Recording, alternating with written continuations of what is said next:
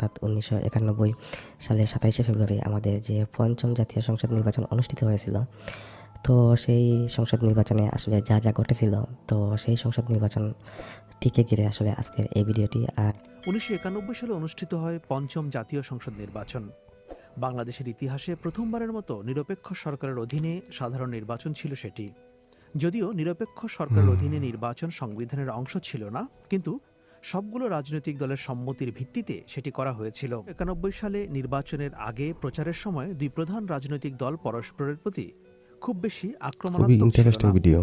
তৎকালীন সংবাদপত্র পর্যালোচনা করে এই ধারণা পাওয়া যায়।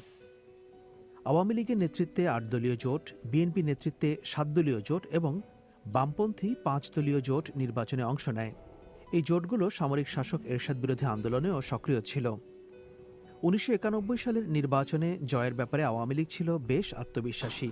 সে সময় নির্বাচনী প্রচারণা চলাকালে শেখ হাসিনা যেসব বক্তব্য দিয়েছিলেন, তাতে তার সে আত্মবিশ্বাস ফুটে ওঠে। দলের ইশতেহার ঘোষণার সময় সাংবাদিকদের প্রশ্নের জবাবে শেখ হাসিনা তখন বলেছিলেন, 2/3 আসনে জয়লাভের ব্যাপারে তারা আশাবাদী। আওয়ামী লীগ তাদের নির্বাচনী ইশতেহারে বলে যে ক্ষমতায় গেলে তারা 1972 সালের সংবিধান পুনর্বহালের মাধ্যমে সংসদীয় ব্যবস্থা কায়েম করবে। উত্তরাঞ্চলে নির্বাচনী এক প্রচারণার সময় শেখ হাসিনা বগুড়ায় জনসভায় বলেন, আওয়ামী লীগ বেশি কথা বলে না, সেমিফাইনাল বা ফাইনাল গেমের হুমকিও দেয় না। আওয়ামী লীগ যা করতে পারে কেবল জমজমাট ইলেকশন ছিল এটি। সংসদে আলাপ আলোচনার মাধ্যমে যমুনা সেতু নির্মাণ সহ উত্তরাঞ্চলের বিভিন্ন সমস্যার সমাধানের আশ্বাস দেন শেখ হাসিনা। নির্বাচনে জয়ের ব্যাপারে শেখ হাসিনার আশাবাদ বিভিন্ন জনসভায় লক্ষ্য করা যায়। খুলনায় এক নির্বাচনী সমাবেশে শেখ হাসিনাকে উদ্ধৃত করে একটি শিরোনাম করেছিল দৈনিক ইত্তেফাক। সেটি ছিল এরকম, দেশে বিদেশে রব উঠিয়াছে, আওয়ামী লীগ ক্ষমতায় যাইবে।